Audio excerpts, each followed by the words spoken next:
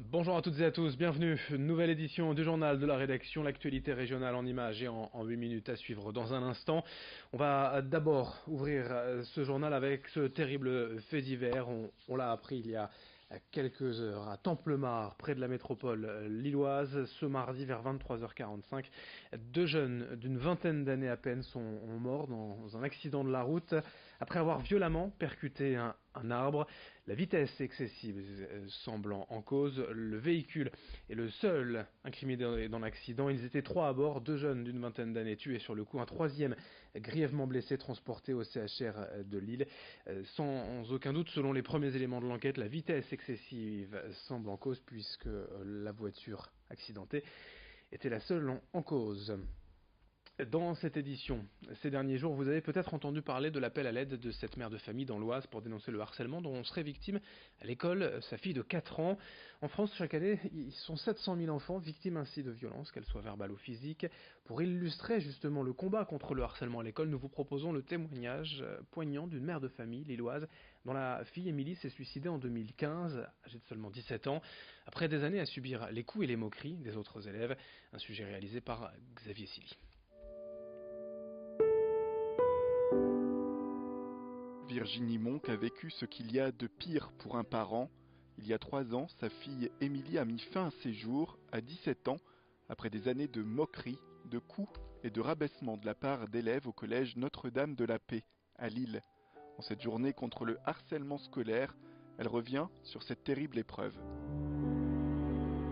Le sentiment que j'ai depuis le décès d'Émilie,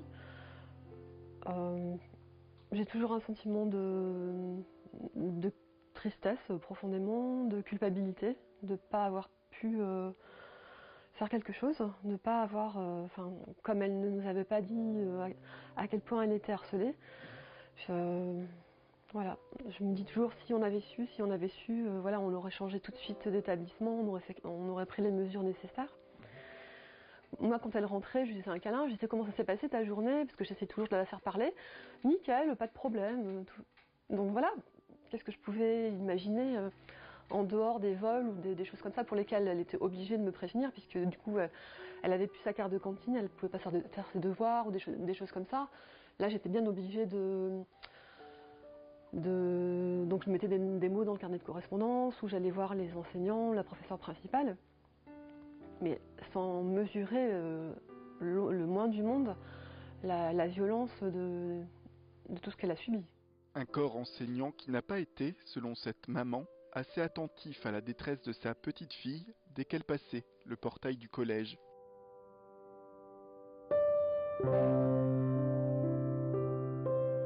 À toutes les réunions parents-élèves, j'allais rencontrer les enseignants, je leur disais voilà, Émilie m'a pas l'air épanouie, est-ce que tout va bien?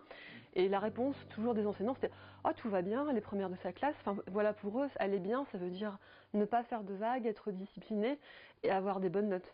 En fait, il n'y a que ça qui les intéressait. Le mal-être, la socialisation, ils s'en fichaient complètement.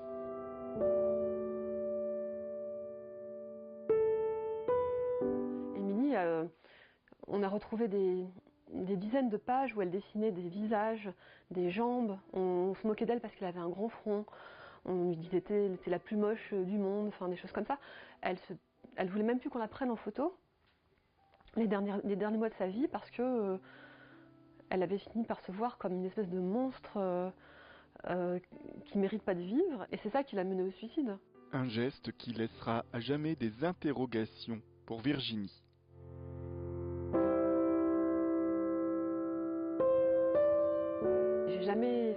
J'ai jamais réussi à avoir une personne pour répondre à mes questions. Pourquoi ma fille? Pourquoi elle? Qu'est-ce qu'elle avait fait? Qu'est-ce qui s'est passé dans votre tête pour que vous fassiez des choses comme ça? Et c'est très frustrant, c'est très... je pense que... En plus, ils étaient jeunes à l'époque. C'était des enfants de 12, 13, 14, 15 ans. Donc des adolescents. Et je tiens compte de ça, c'est-à-dire que je pense que peut-être si j'en rencontrais avec qui je pouvais discuter et qui exprimait des regrets sincères, hein, bien sûr, je pense que je pourrais envisager même de pardonner peut-être. Contre le harcèlement, Virginie Monck a aujourd'hui un conseil à donner.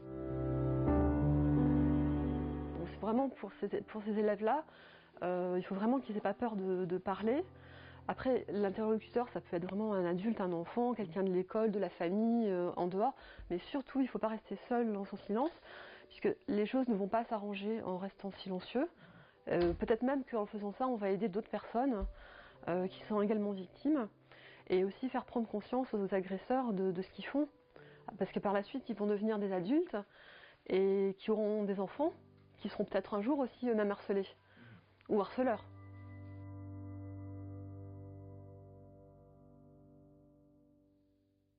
On parlait bien évidemment le harcèlement à l'école, le harcèlement tout court d'ailleurs, on l'évoque assez régulièrement ici même sur notre antenne. On va terminer ce journal sur une note plus légère tout de même en parlant de sport et de boxe avec le champion du monde Nordine Oubaly est de retour dans la région et dans son club. Le 19 janvier dernier, Nordine a remporté le titre de champion du monde des poids coqs WBC à Las Vegas, un rêve de gamin pour ce boxeur originaire de la petite ville de Drocourt. Nordine s'est toujours battu pour atteindre ses objectifs et réaliser ses rêves. Il a su surmonter ses échecs aux Jeux Olympiques de Pékin et de Londres pour rebondir sur les rings de la WBC en tant que professionnel. Il s'est donc rendu dans sa ville natale à Drocourt, puis dans son club de boxe à Douai. Il a eu l'occasion de rencontrer les licenciés, les enfants notamment, de signer des autographes, des photos, de recevoir toutes sortes de compliments. Je vous propose de l'écouter au micro de Rémi Desremeaux. C'est le rêve américain, parce que moi je viens d'une petite ville, hein. Lens c'est quand même connu, mais moi je viens de Drocourt. Et Drocourt c'est une petite ville que personne ne connaît à la base. Et aujourd'hui j'ai pu représenter tous les gens du Nord, Pas-de-Calais, au plus hautes instances, et c'est ce qui fait chaud au cœur.